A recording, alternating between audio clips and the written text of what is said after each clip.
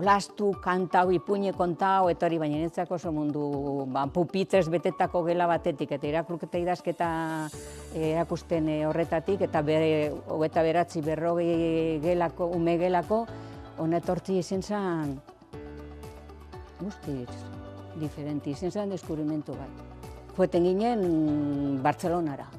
Bitarteko epinte biezan gurasoek, nik uste dut dirupiloa kostatzen ziela formakuntza haiek, ze Bartzelonara joeten ginen. Eta hasi ginen, zelan deitzen zen, Rosasen zaten eskola, nova eskola del estiu esate bienan, udan, emote biezan ikastaruek.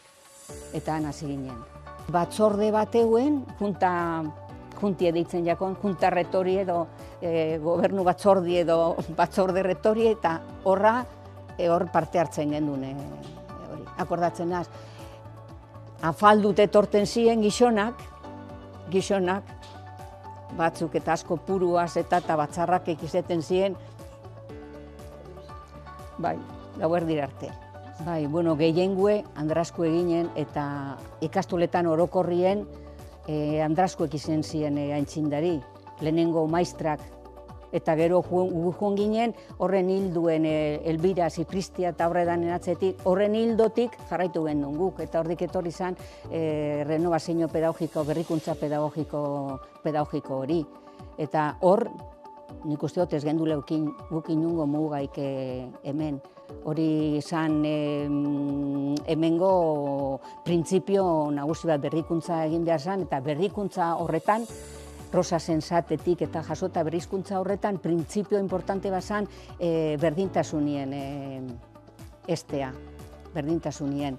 Eta hori kontuen hartzen gendun, eta fitxak eta preparatzen gendu zenien, genero estereotipuek irudizetan eta genero estereotipuek eta saiatzen ginen baztertzen, irakaslien artien, herrigintza mobimenduen aritzen ziren irakasliek. Eta horren bultzada, militantiek zirenan, herrigintza horretan, hainbat arlotan militantiek zirenak, eta horrepe bultzada handiz emotzien, nik uste dut. Nik emozioz beteta sentitzen duala, ona sartzen hazen bakoitzien, emozioaz. Niretzako itzela izen zen, sartzea ona. Hemen enjuaz bizitzako lagunik onenak, hemen enjuaz eta niretzat izen da